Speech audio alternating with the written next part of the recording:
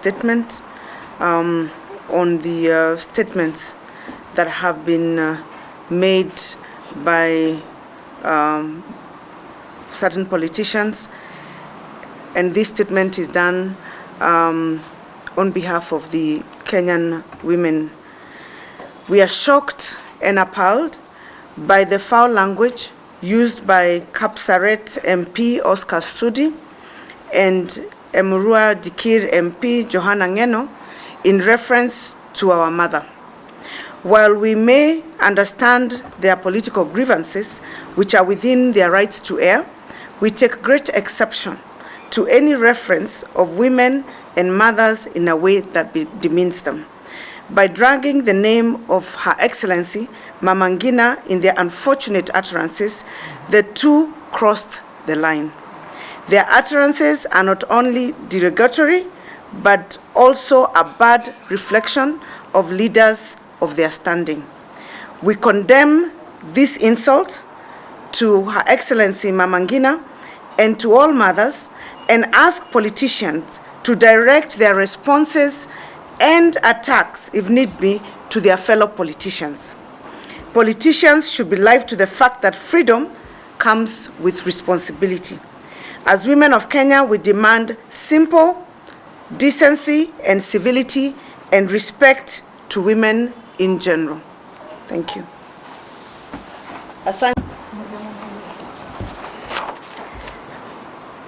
Asante sana. We are here because we would want to put our voice as the women of Kenya, the women that takes care of our livelihood in our individual homes, and we have our rights, and we are not second-class citizens of this republic. And therefore, the rights that have been enshrined in the Constitution of Kenya must be protected, and we are here to protest the verbal utterances that we have been listening to coming from our leaders just because of some political energy that is negative energy that we do not appreciate in this country.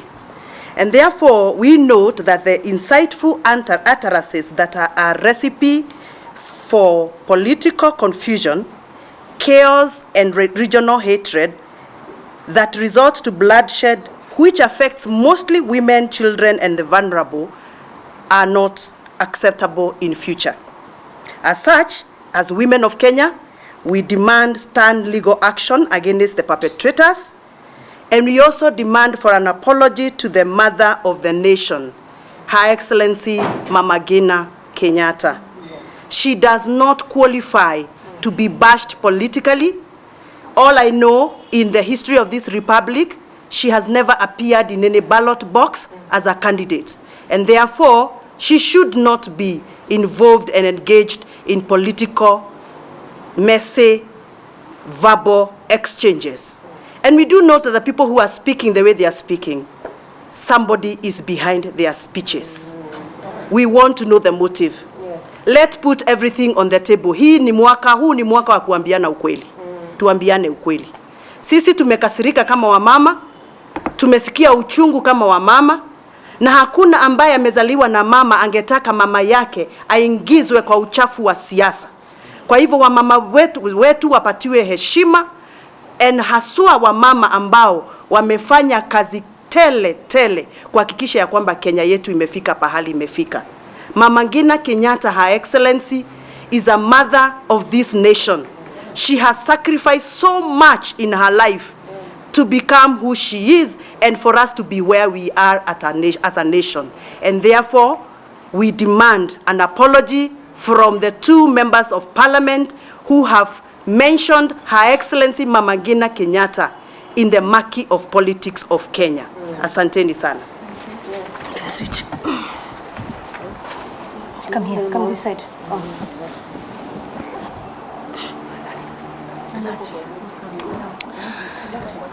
Thank you very much. The message is simple. We demand an apology, and we want His Excellency the President and Her Excellency Mama Ngina Kenyatta to be respected. This is too much, really, and nobody has the monopoly of abuses. Even as we know how to abuse, but there is that limit and there is respect. So ile matusi tulisikia, jameni, tunasema tu moja, tumesikia, lakini tunaenda wapi kama nchi? Na sisi matusi kila siku haijaanza leo, lakini ya jana imetuguza sana kama wamama. It is really shame. So what I want to say from here is, kila umbwa ina mwenyewe, si ndio? Na wenye umbwa walikuwa wakiangalia wale waumbwa wakitukanana wakiwa kwa function. Hakuna siku wamemsimamisha. They were correcting it. They've never told those people stop. Paka imefika jana. So where are we going to? Bloodshed. Is that the country we want? No. That is not what we want. We do not want incitement. So what I want to tell William Ruto today is, resign from the government. It is too much. You cannot be the one frustrating the government. You cannot be the one supporting your people to abuse His Excellency the President. Paka imefika sasa ni mama yake. Yeah. And he has been a stumbling block to this government. You cannot be in a government that you say you're not satisfied with the president, how he's moving the country. In fact, angemsaidia hata the president. Sasa hivi tuko na pandemic, tuko na corona. Juzi tumeona walikuwa at River. Deputy president mwenyewe hajavaa mask. Watu wake wanatukanana. Yeye mwenyewe ana encourage watu wasikuwe na social distance. Today what we want is respect, and we want a leadership that are united, that support this country. So what I want to tell him, enough is enough. If you're not satisfied with this government, there's no need of you inciting communities, inciting people, preparing chaos. Just resign and leave the Kenyans who have a good heart, who want to unite this country, unite. Thank you very much. And a long-serving maendeleo ya wanawake leader, chair, I'm speaking with a lot of bitterness, having listened through media our young legislators castigating our loved mother, Mama Ngina Kenyatta, and the Kenyatta family as a whole, that Kenya is not their country. I want to state very clearly that we have gotten our independence through the fight that the first president of Kenya gave Kenyans freedom to be where we are right now. And my bitterness is to hear this young generation castigating a lady of that caliber. And I want to make it very clear that it is not our Kalenjin custom for a young person to abuse or to use words that are not respectful to an elder. We respect Mama Ngina very, very much as women of Kenya. I have worked very closely with her for many years. She has brought us peace and unity as women of Kenya. There is nobody who should point the finger to her leadership and bringing her family as well. And what my calling this afternoon is that I'm calling on our younger generations to give respect to elders, to give respect to leadership, to give respect to our nation, because we do not want to see this country going in a wrong direction. We need peace. And what I saw in those talks is that it is an incitement to the younger generation, whom they do not have history of this country. And therefore, it hurts us very much. As a mother, I felt very disheartened. I did not get my sleep last night. Mama Ngina deserves to be respected the way she's brought up her family. It is not that it was a mistake for the president whom we have now, Uhuru Kenyatta, to be there. It is not the mother who put him there. It is the people of Kenya who elected our president, and we have to respect leadership. we have to respect families. So I want to call upon our leaders, the young generation, I don't know what to call them, that they should not mix politics and family. Family should be given a clear distinction, it should be separated, and therefore we cannot want to mix politics and family.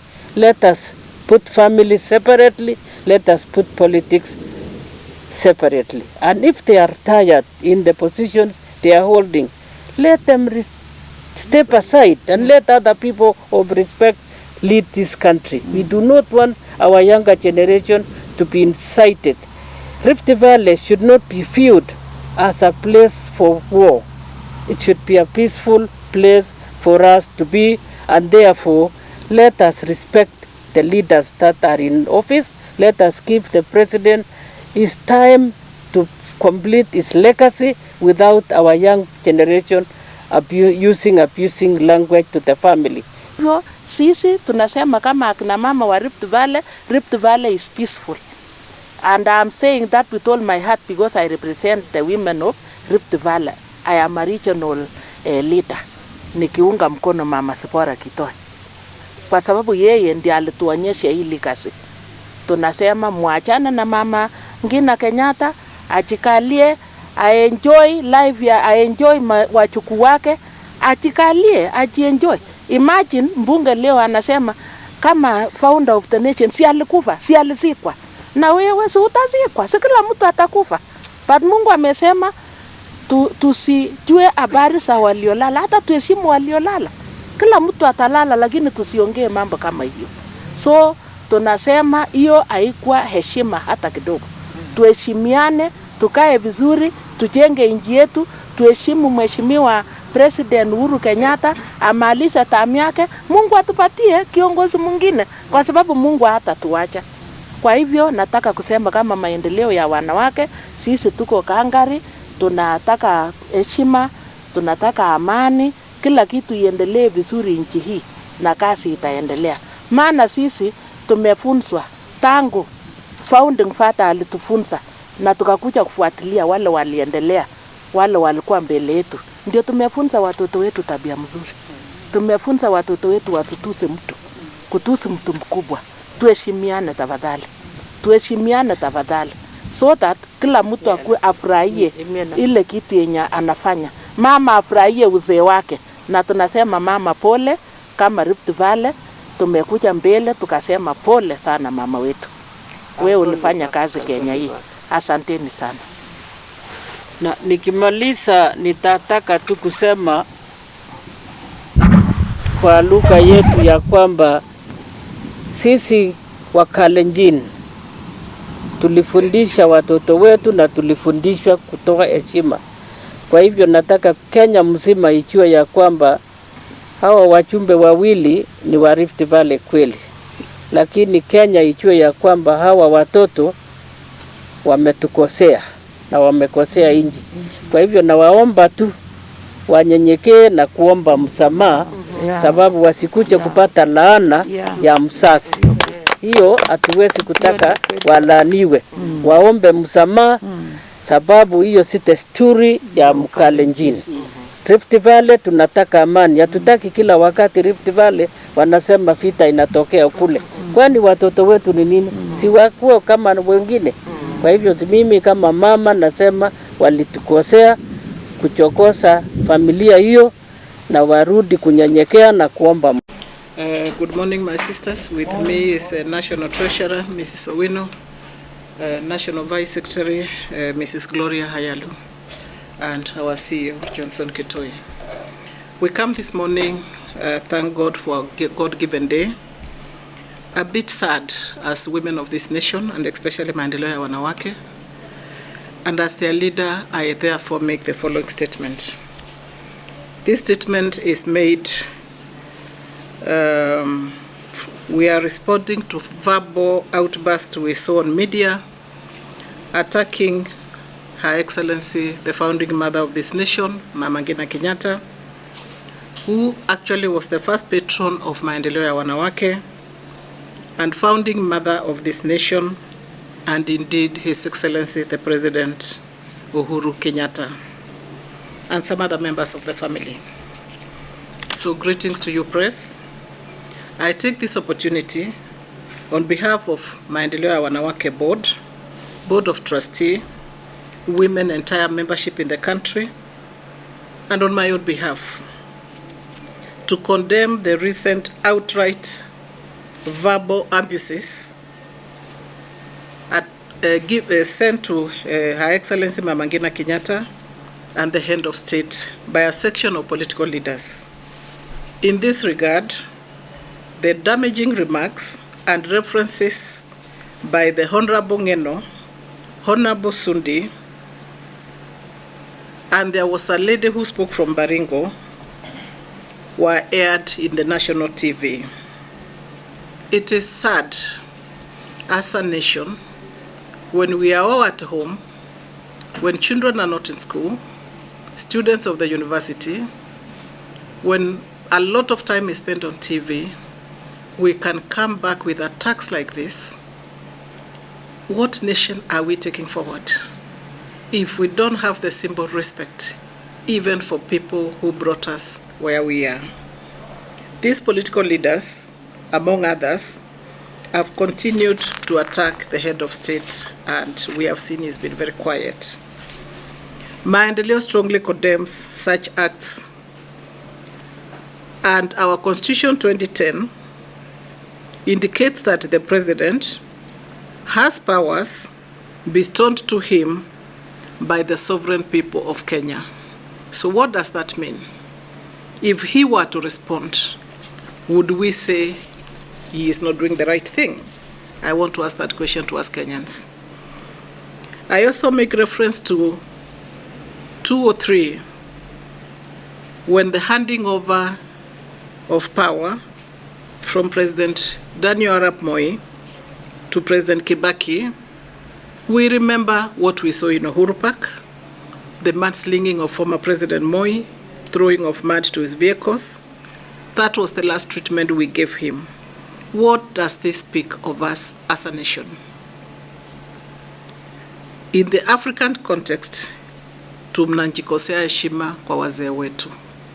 And a country which has no respect to its elders, it doesn't matter what power we are looking for. It doesn't matter what money we are trying to have. We are going nowhere. We have not even started the journey of losing this country. We must really go back to the drawing board and think again. Maendeleo is the oldest women organization, founded in 1952, which stands for the family values. It is in our new constitution, it's very clear. We talk of a woman, a girl, a woman, and family. It is prudent for all citizens, regardless of class, to respect their families. And when we talk about the founding father, the founding mother, why is your mother not the founding mother? Why was my mother not the founding mother? It is because there is that uniqueness of that family. A job was done for us to be where we are. So when we start comparing mothers here, any mother has to be respected, and I underscore that. All of us need to be respected. But tumejipata namna gani tunaanza kufanya comparison ya mama Ngina na mama huyu? Where are we losing it? We have to appreciate the sacrifices which were done by Mama Ngina Kenyatta, including being jailed together with her husband for the liberation of this country. History is very clear on those who made personal sacrifices like her and widowed at an early age, and maybe for the sake of this nation. It is the most painful thing you can do to her when she's alive, when she's watching. We need to have a complete apology from these leaders.